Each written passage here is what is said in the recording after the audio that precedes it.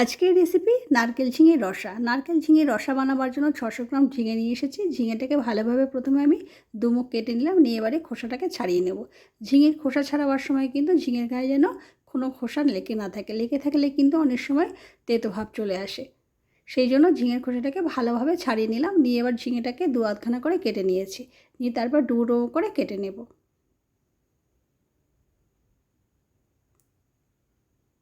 এভাবে ডুবো ডুবো করে কেটে নিয়েছি।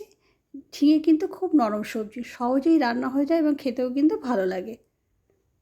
সব ঝিঙেটাকে আমি এভাবে কেটে নিলাম, নিয়ে ভালোভাবে ধুয়ে নিয়ে ঝুড়ির মধ্যে রেখে দিলাম জল ঝরানোর জন্য। তারপরে ঝিঙেতে দেওয়ার জন্য আমি এখানে 2 টেবিল চামচ পোস্ত শিলে বেটে নিচ্ছি। পোস্তটা যখন শিলে বেটে নিলাম, আমি কিন্তু একদম মিহিভাবে পেস্ট করলাম না, সামান্য একটু খিঁচভাব রেখে দিলাম। পোস্তটা বাটা হয়ে গেল, পরিষ্কার করে নিয়ে আবারও 2 টেবিল চামচ সর্ষে বাটা বেটে নিলাম শিলের মধ্যে।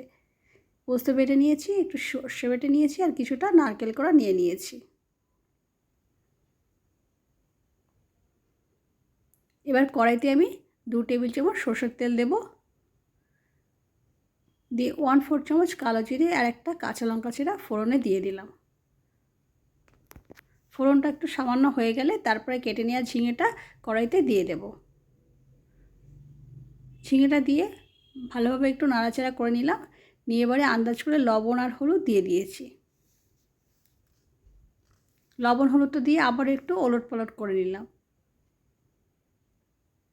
তারপর চাপা দিয়ে বেশ কিছুক্ষণ রেখে দেব। বেশ কিছুক্ষণ রেখে দিলে ঝিঙের মধ্যে থেকে জলটা বেরিয়ে আসবে, ঝিঙেটা অনেকটা নরমও হয়ে যাবে। বেশ 5 মিনিট রেখে দিয়েছিলাম, 5 মিনিট পর ফিরে এলাম। ঝিঙেটা কিন্তু অনেকটা নরম হয়ে এসেছে এবং ঝিঙের মধ্যে থেকে অনেকটা জল বেরিয়েছে। এবার 2 টেবিল চামচ পোস্ত বাটা ঝিঙের মধ্যে দিয়ে দিলাম, দিয়ে ভালোভাবে ঝিঙের সাথে পোস্তটাকে মিশিয়ে নিলাম। পোস্তটা মিশিয়ে নেওয়া হয়ে গেলে 2 টেবিল চামচ সর্ষে বাটা এর মধ্যে দিয়ে দিয়েছি। সর্ষে বাটাটা দিয়ে আবারও পোস্তর সঙ্গে ভালোভাবে একটু মিশিয়ে নিলাম। এবার গ্যাসের ওভেনের টেম্পারেচারটা লোতে করে দিয়ে 1 টেবিল চামচ চিনি দিয়ে দেব। চিনিটা দিয়ে বেশ ভালোভাবে ঝিঙের সাথে মিশিয়ে নেব। চিনিটা গলে গেলে তারপর এখানে আমি একটু নারকেল কোড়া দিয়ে দেব। নারকেল কোড়াটা দিয়ে ভালোভাবে ঝিঙের সাথে মিশিয়ে একটু শুকনো করে নামিয়ে নেব। তৈরি হয়ে গেল আমাদের নারকেল ঝিঙে রসা। সবশেষে আমি 2টো কাঁচা লঙ্কা উপরে ছড়িয়ে দিলাম। এমন সুন্দর নারকেল ঝিঙের রসা খেতে কিন্তু ভালোই লাগে। আমরা তো বাড়িতে সবসময় ঝিঙে আলু পোস্ত খাই, তবে এভাবে একবার ঝিঙের রসা খেয়ে দেখবেন, কত ভালোই লাগবে। সবশেষে আমি উপরে একটু নারকেল কোড়া ছড়িয়ে দিলাম। দেখুন কত সুন্দর হয়েছে।